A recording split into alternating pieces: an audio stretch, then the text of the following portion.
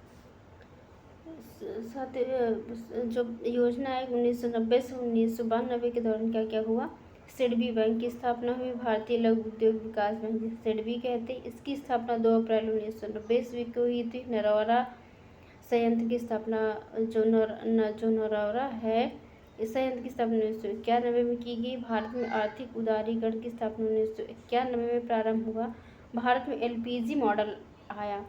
LPG का full form है उदारीकरण, निजीकरण और वैश्वीकरण। यह जो एलपीजी मॉडल है यह हमारे वर्तमान वित्त मंत्री डॉक्टर मनमोहन सिंह जी ने दिया था, क्योंकि ये अर्थशास्त्र के बहुत बड़े विद्वान माने जाते हैं। तब इस योजना अवकाश के दौरान भारत के वित्त मंत्री जो हैं वो डॉक्टर मनमोहन प्रसाद जी ही थे।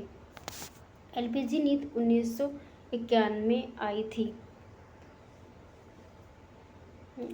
इसी क्रम में 8वीं पंचवर्षीय योजना 1992 से 1997 ईस्वी तक चली थी। जो 8वीं पंचवर्षीय योजना है जॉन डब्ल्यू मिलर मॉडल पर आधारित थी। 8वीं पंचवर्षीय योजना में मानव संसाधन विकास पर जोर दिया गया, रोजगार पर, शिक्षा पर और स्वास्थ्य पर विशेष जोर दिया गया। दिया गया और उद्योगों के आधुनिकीकरण को भी बढ़ावा दिया गया। 8वीं पंचवर्षीय योजना के दौरान ही मध्याह्न भोजन योजना भी लागू की गई। कब? 15 अगस्त 1995 में। मध्याह्न भोजन योजना में क्या होता है, 6 से 14 वर्ष आयु के बच्चों को निःशुल्क शिक्षा का अधिकार प्राप्त है और बच्चे जो हैं 1 से 8 तक की पढ़ाई करते। इस दौरान सरकारी स्कूलों में मुफ्त मतलब पका हुआ भोजन उपलब्ध कराया जाने लगा, जिसकी देश कुपोषण जैसी स्थिति से बच सके। तो इसी दौरान 15 अगस्त 1995 ईस्वी को मध्याह्न भोजन योजना की स्थापना की गई। इसका मेन उद्देश्य था बच्चों को ज़्यादा से ज़्यादा पढ़ाई की ओर अग्रसर करना और बच्चों का स्कूल में नामांकन बढ़ाना। इसी दौरान 8वीं पंचवर्षीय योजना के टाइम ही प्रधानमंत्री रोजगार योजना की स्थापना की गई। कब? 1993 ईस्वी में। काकरापार परमाणु ऊर्जा संयंत्र की स्थापना 1993 में गुजरात में की गई। वृद्ध पेंशन योजना 1995 स्थापना की और कर्मचारी आश्वासन योजना 1993 में लागू की गई। 9वीं पंचवर्षीय योजना 1997 से सन 2002 तक चली थी। जो 9वीं पंचवर्षीय योजना की में सामाजिक न्याय और समानता पर जोर दिया गया था। इसका मेन उद्देश्य था गरीबी के पूर्ण उन्मूलन के लक्ष्य को प्राप्त करना, सामाजिक रूप से वंचित लोगों को सशक्त करना। 9वीं पंचवर्षीय योजना के दौरान ही किसान मित्र योजना 18 जून सन 2001 को लागू की गई थी। प्रधानमंत्री ग्राम सड़क योजना 25 दिसंबर सन 2000 को लागू की गई थी। संपूर्ण ग्रामीण रोजगार योजना 25 सितंबर सन 2001 को लागू की गई थी। सर्व शिक्षा अभियान सन 2000 को लागू किया गया। कब? जैसे 9वीं पंचवर्षीय योजना के दौरान ही सन 2000 में सर्व शिक्षा अभियान की स्थापना की गई। 25 दिसंबर सन 2000 ईस्वी को प्रधानमंत्री ग्राम सड़क योजना की स्थापना की गई। संपूर्ण ग्रामीण रोजगार योजना की स्थापना 25 सितंबर सन 2001 ईस्वी को की गई। किसान मित्र योजना की स्थापना 18 जून सन 2001 को की गई। किसान क्रेडिट कार्ड योजना की शुरुआत अगस्त 1998 में की गई। जवाहर ग्राम समृद्धि योजना की स्थापना 1999 में की गई। अन्नपूर्णा योजना की स्थापना सन 2000 ईस्वी में की गई थी। प्रधानमंत्री ग्रामोदय योजना की स्थापना सन 2000 में की गई थी। अंत्योदय अन्न योजना की स्थापना भी सन 2000 में की गई। कैगा परमाणु ऊर्जा संयंत्र की स्थापना सन 2000 में की गई, जो कि कैगा कहाँ स्थित है? कर्नाटक में स्थित है। इसी दौरान राष्ट्रीय कृषि नीति सन 2000 को भी लागू किया गया। कब? 9वीं पंचवर्षीय योजनाओं के दौरान ये सारी परियोजनाओं को लागू किया गया। इसी के क्रम में 10वीं पंचवर्षीय योजना की भी स्थापना हुई। कब हुई? सन 2002 से सन 2007 ईस्वी तक 5 वर्षों के लिए 10वीं पंचवर्षीय योजना लागू की गई। 10वीं पंचवर्षीय योजना में प्राथमिकता आर्थिक वृद्धि को बढ़ावा दिया गया, समावेशी विकास को बढ़ावा दिया, और समान विकास को भी बढ़ावा दिया, मतलब आर्थिक समृद्धि, समावेशी विकास, समावेशी तथा समान विकास को बढ़ावा दिया गया। 10वीं पंचवर्षीय योजना सर्वाधिक सफल योजना मानी जाती है, क्योंकि हमने जितना लक्ष्य रखा था उससे ज़्यादा की हमने प्राप्ति करी थी। 10वीं पंचवर्षीय योजना का उद्देश्य था गरीबी और बेरोजगारी को समाप्त करना था। 10वीं पंचवर्षीय योजना के दौरान में NREGA नरेगा यानी नरेगा की भी स्थापना 2005 में की गई। नरेगा के दौरान क्या होता है कि हम रोजगार की गारंटी देखते हैं। नरेगा की स्थापना सन 2005 में की गई थी और जो नरेगा जो था ये हमने पूर्ण रूप से लागू 2 फरवरी 2006 को किया था। नरेगा की स्थापना 2005 में हुई थी, लेकिन ये लागू कब हुआ था? 2 फरवरी सन 2006 से लागू किया गया था। और नरेगा को 1 अप्रैल सन 2008 को पूरे भारत में लागू कर दिया गया। इसी के क्रम में जो नरेगा था इसमें महात्मा गांधी जी का बहुत बड़ा योगदान था। तो इन्हीं के नाम के लिए नरेगा में एम जोड़ दिया गया।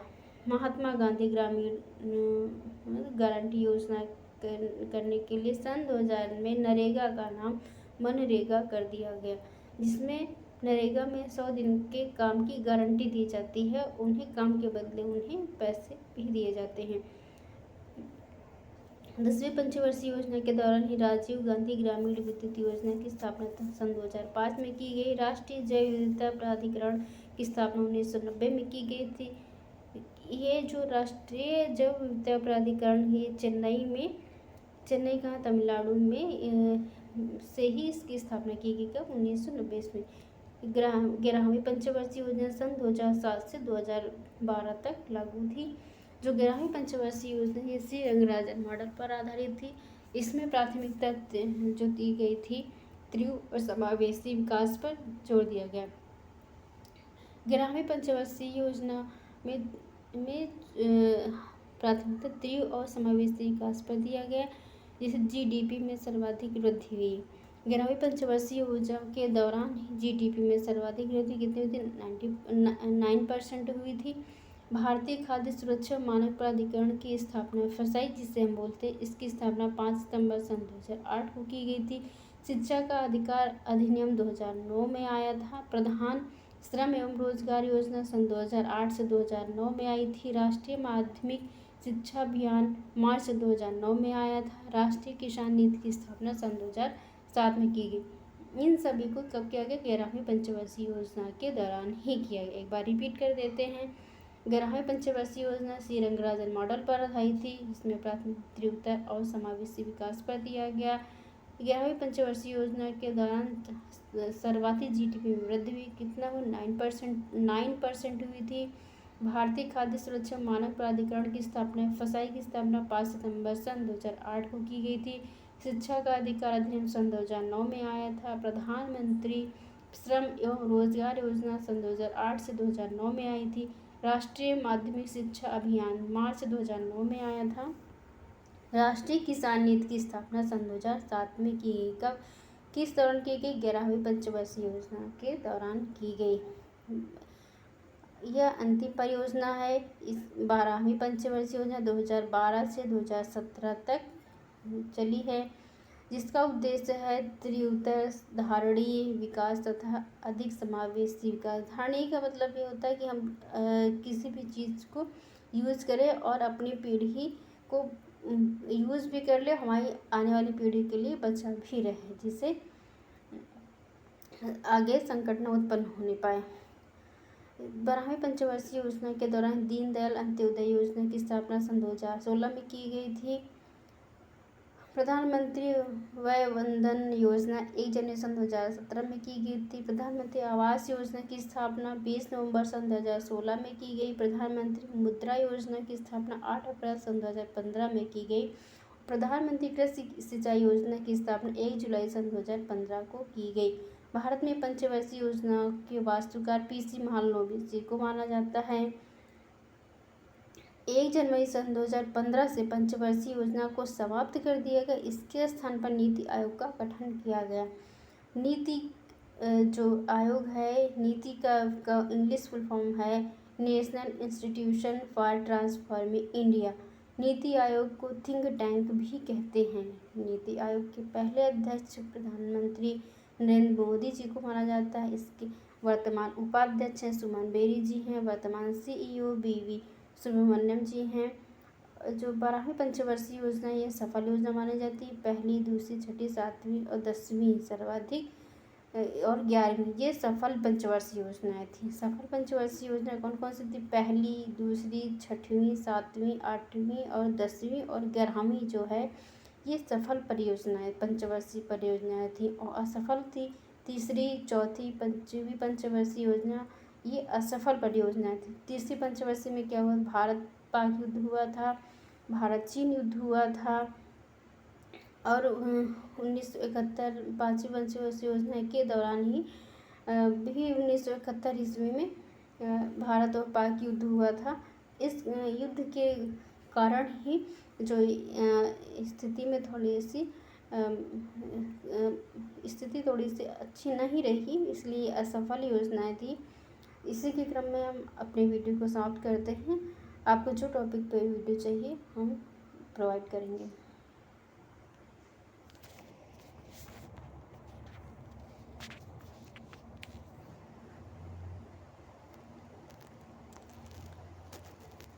Thank you so much for watching video.